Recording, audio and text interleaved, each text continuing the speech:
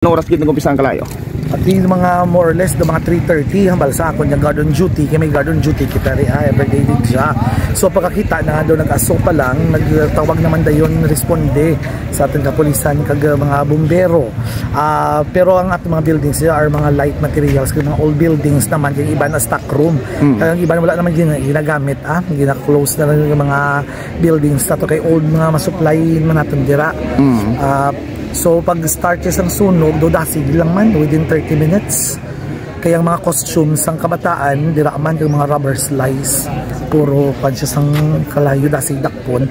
Kag ang mga buildings sa quadrangle is more light materials, kag mga wood pa na kay old buildings na siya mga old classrooms. Sir, ano gid ang mga nagkalasunog? Classroom, may mga classroom? May ara kita nga classrooms kag do mga ginagamit man sa laboratory sa TLE. Dira na siya.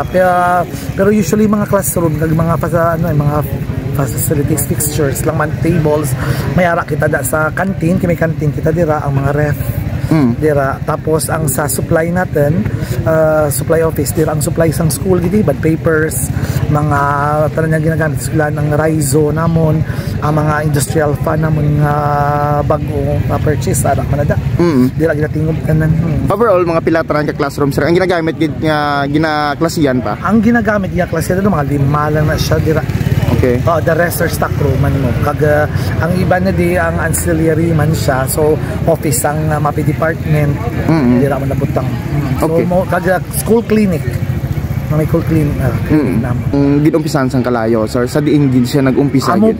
Dito nga room sa TLE, pero wala pa gid man gid ma-determine kay sa gid pamangkot ko ang aton nga fire marshal ang in charge sa pagbulig sa ato sa pagtupok sang sunog kagina ang report on progress pa. So wala pa sila katag sang report gid kung as to ano ang cause sa kalayo. Yeah, ining background nato nga building, ano ni siya? Girls Trade Building na siya. Mga 1970s na siya nga structure. Dugay-dugay na gigalin siya, old nga building rin yung eskwelahan. Oo. Ano ni siya nada? Anong ang sa babaw yung ginagamit pa man ang classroom kay paggon pa man ang wood, wood pa ng iyang flooring. Okay. Ang dalom niya na is property office, sa nato office ng property custodian supply, kag school clinic. Ang sa kilid niya sini amo na ang office ng MAPE department.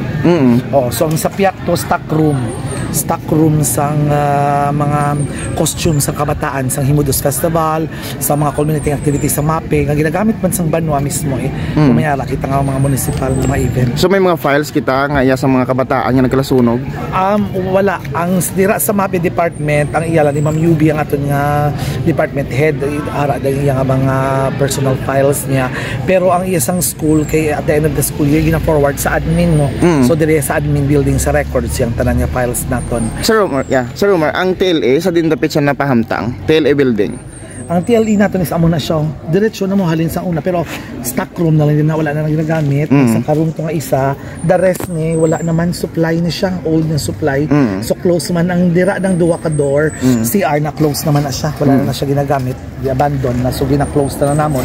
Canteen, then ang dressmaking kag kay Sir kabila sa drafting room. Then stock room ni sa pihak. Ang next na class room na to dira is for the band. Ang banda. So amo na isang damo naman na losses. Subong kay dira 95% sang gamit sang ENCHS band di dyan kidang ang under instrument. Okay. Ubos gisunog. Yeah, nambal mo gani daw dira sa TLE building nag-umpisa ang kalayo. So anong mga gamit sa TLE building sir? May ara sila nga mga stove nga dira nga ginagamit sa pero pilang bilog lang kaya iba namon nga stove para sa senior high school nga ginagamit for cookery. Tag laboratory namon iban diri man sa amon nga kuan sa ka-building namon diri sa bakery. I think closing subong may gagamit pa sa TLE. Wala na. That's why close na siya da. Actually ang wala na siya ang kuan na siguro probably it's faulty wiring or gid-it sang ilaga. Dumamo na bala kay wala man sila gagamit sang rooms mo. Kay because bakasyon na subong. Tapos every day, every 2 hours may guard kami roving on duty 24 hours. Oo, that's why nakita nga dayon nga pag sang kalayo pero galing because kay old siya old building kag light materials pang kuan kag na-condemn naman ang iban bala wala na ginagamit, abandon, din close na lang. So ano man nga dasig within 30 minutes naubos siya. Amal mga kagina ang mga instrument sa ginagamit sa mga banda nagkalasunog tanan nga gamit dira. 95%. Kay kahapon duwa Flores de Mayo nag-assist kami sa simbahan sa prosesyon. So after that binalik sa mga bata sang hapon diri sa school kay diri man ako kahapon mga 5 o'clock yata or ano ginbalik nila ang mga gamit sa room. Banda, mga flute, mga amina. Ubos gid? Ubos, trumpet, tanan. Aw. Mahal pa abi, iba na pila nakaginatos nga bili. So daw mo gid ang daw price gid namon nga valuable namon nga nadalagi sa sudog. May sa costumes sang Himudos Festival kag gamit sang mapi. May initial na kamo nga talk sang taga Bureau of Fire limudyan ko ano ang nagistuyan na kami pero sige paano sa report nila so naman kot man ako about sa cost sang pero wala pa man sa mahatag kay sige panila ginakon nga kung ano gid man ang gintunaan sang sunog. So sa subong kahulat pa man kami kay para sa report man namon for DepEd.